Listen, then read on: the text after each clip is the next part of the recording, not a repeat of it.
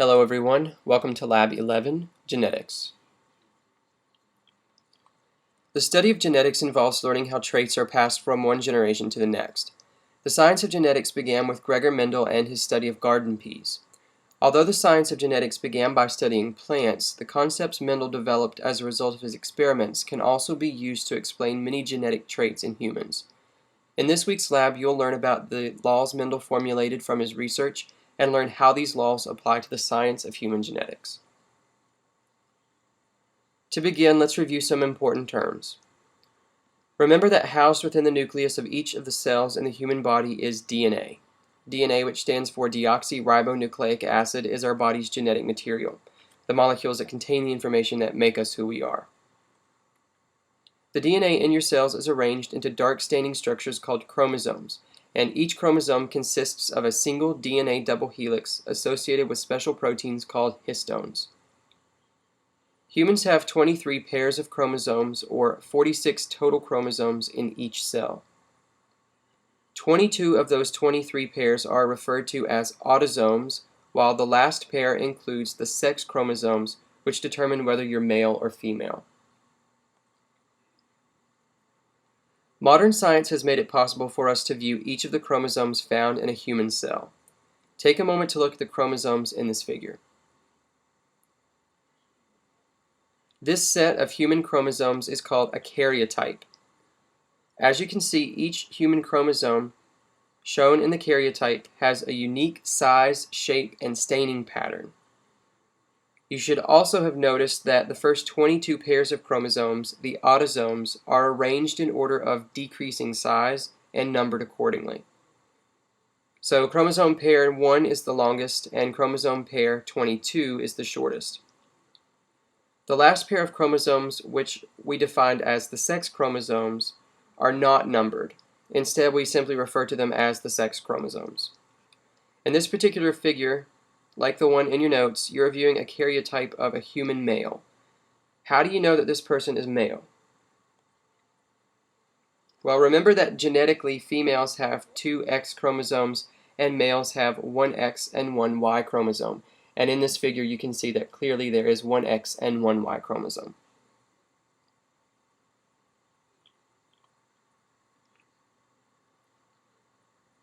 Located along each of the chromosomes depicted in the karyotype at specific places called loci are genes, which control specific traits. So, for example, your eye color, hair texture, height, and blood type are all traits determined by your genes. Although we have 2 copies of each gene, both of which contain the same information, the specific base sequence in those genes may not be identical. Genes with different base sequences that code for the same trait are called alleles. Most of the genes in your genome have multiple alleles.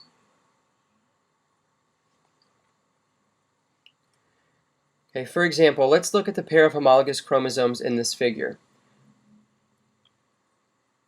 Let's assume that the pair of homologous chromosomes in this figure is, for example, chromosome pair number 4. Notice that on each chromosome there are 3 genes highlighted. Gene 1 on both chromosomes is color-coded blue, indicating that these genes have the exact same DNA base sequence. Genes 2 and 3, however, are drawn in different colors on each chromosome, indicating that these genes have slightly different base sequences than their counterpart on the other chromosome. Although these genes are slightly different, they still code for the same trait. So, for example, if gene 2 is the gene that determines your hair color, you have 2 different versions of that gene.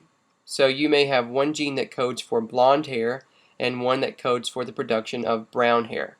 But again, although the genes code for different hair colors, they still determine the same overall trait, which in this case is hair color. Not all alleles are equal. You should recall from the lab on blood typing that some alleles are dominant and others are recessive. A dominant gene is one that hides or masks the presence of a second recessive allele, and a recessive allele is one whose presence is masked or hidden by a dominant allele. For example, the gene for dimples is dominant to the gene for lack of dimples. The dominant gene is written with a capital letter, and the recessive gene is written with a lowercase letter. Let's assume that gene 3 is the gene that determines whether you have or lack dimples. Okay, this gene from your mom is the recessive gene, while this gene from your dad is the dominant gene. This combination of genes is known as your genotype and should be written big D, little d.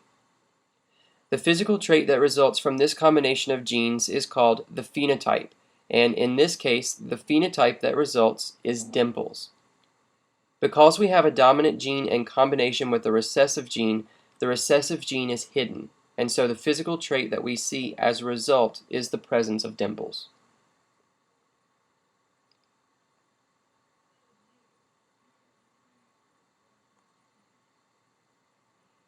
Continuing with the example of dimples, pause the podcast and take a moment to answer the next two questions.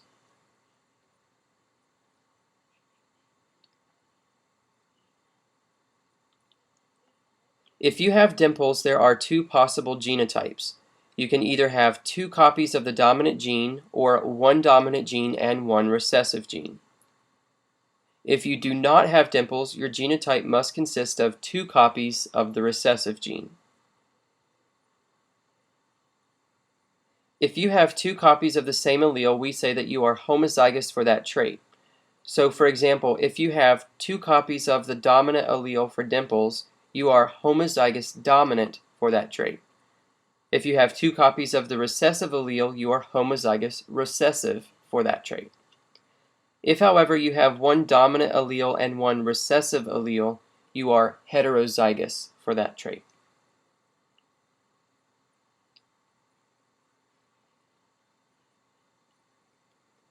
As I mentioned earlier, Gregor Mendel established several important principles that we can use to explain how traits are inherited in humans. The first of his laws of inheritance is the principle of segregation. The principle of segregation says that the two alleles of a homologous pair of chromosomes separate during gamete formation such that each gamete receives only one allele. To better explain this principle, take a look at the screen. The process of meiosis results in the production of either 4 sperm cells or 4 egg cells. In this example, let's assume that the end product is 4 egg cells. Before those eggs are made, however, we have to make copies of each of the chromosomes in the cell. So to begin, the two chromosomes in the homologous pair are pulled apart and replicated. Once each chromosome has been copied, they will be separated and partitioned into one of the 4 egg cells that's produced.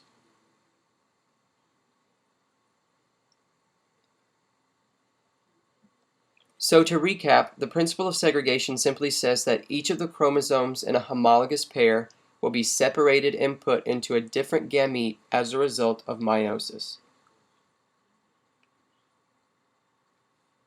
The principle of independent assortment is a little more complicated.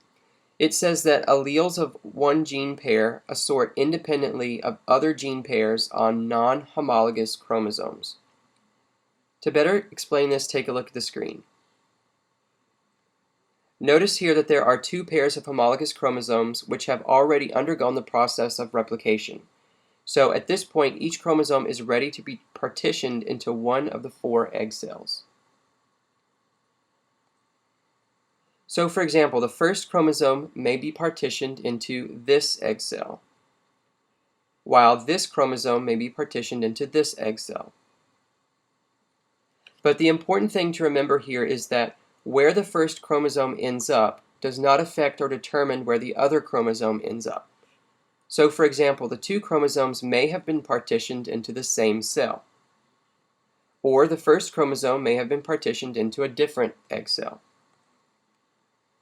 The main concept to understand with the law of independent assortment is that the way in which the chromosomes of one homologous pair are separated does not affect the way in which chromosomes of another homologous pair are separated, because these two processes are independent of each other.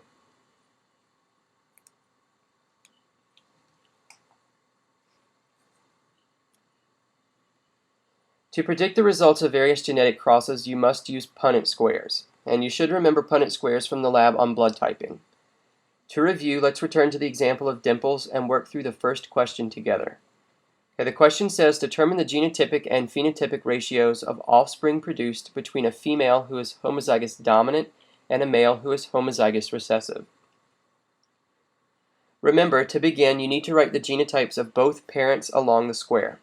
So the mother is homozygous dominant for dimples and has the genotype big D, which we'll write along the side of the square. The father is homozygous recessive, so along the top of the square we'll write little d, little d.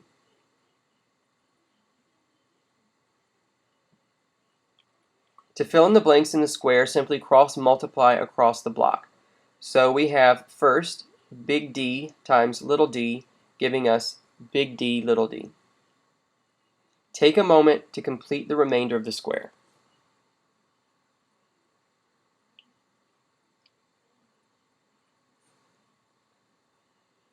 You should have noticed that the result is the same for each block. So there's a 100% chance that the children produced will have the genotype big D, little d, and a 100% chance that each child will have dimples. Each of the offspring produced in the genetic cross, again, is heterozygous for the trait of dimples.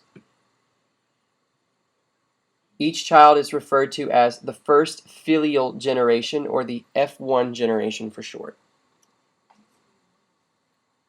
Before moving on, pause the podcast and answer the next question in your handout.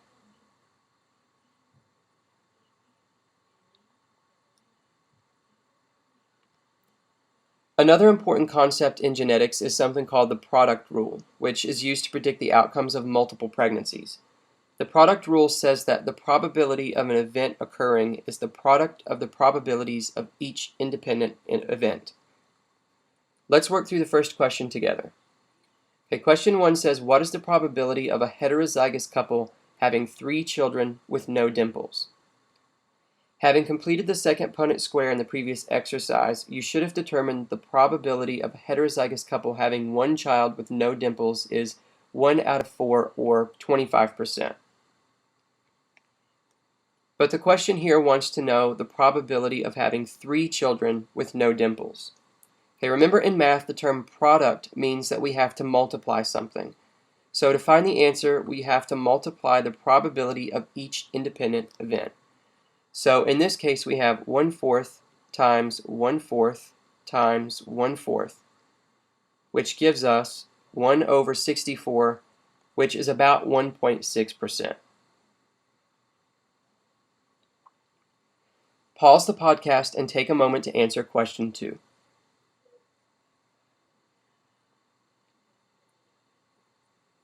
Question 2 is set up exactly like the first question.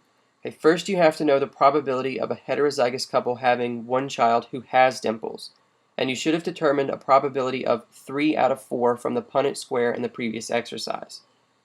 So because we want to know the probability of this couple having 4 kids with dimples, you should have said that mathematically we should have 3/4 times 3/4 times 3/4 times 3/4, which equals 81/256, or roughly 31.6%.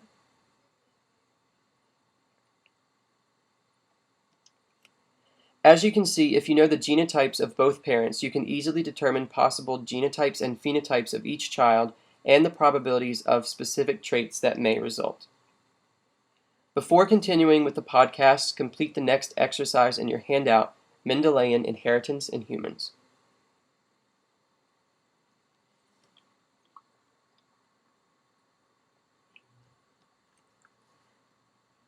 At this point, we have made a few major assumptions in our discussion of the pattern of inheritance. We've assumed that each trait is completely controlled by 1 gene, that there are only 2 possible alleles for each gene, and that 1 allele is completely dominant to the other. However, human genetics can be a little more complicated. For example, in incomplete dominance, the phenotype of a heterozygous individual is intermediate between the phenotypes of homozygotes.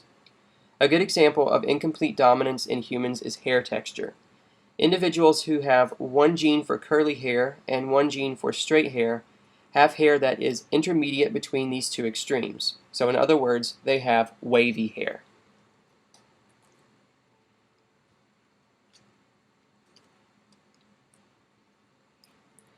In addition to incomplete dominance, codominance is also possible, in which two dominant alleles are simultaneously expressed. Remember that with human blood types, the A and B alleles are both dominant, and if you have type AB blood, you have both alleles which are both expressed. Another factor to consider when understanding human genetics is that there can be multiple alleles for a single gene. For example, there are 3 different genes for blood type and many more genes that determine height and eye color. However, it's important to remember that although there are multiple alleles for a gene within the human population, each individual person can have at most 2 alleles for that gene because our chromosomes are arranged in pairs. 2 additional terms that you should know are pleiotropy and polygenic. Pleiotropy means that there is one gene that determines many traits. A good example is a gene called SRY, which stands for sex-determining region of the Y chromosome. When activated, the SRY gene triggers the expression of many other genes which control the development of male sexual characteristics, such as the development of penis and testes. The term polygenic means that there are many genes that determine one trait. For example, human skin color is controlled by multiple genes.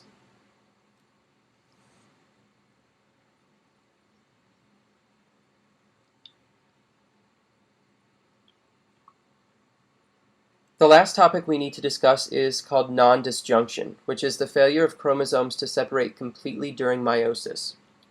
The result of non-disjunction is sperm or egg cells with an abnormal number of chromosomes. If these sperm or eggs later combine with normal gametes, offspring may be produced with certain genetic abnormalities.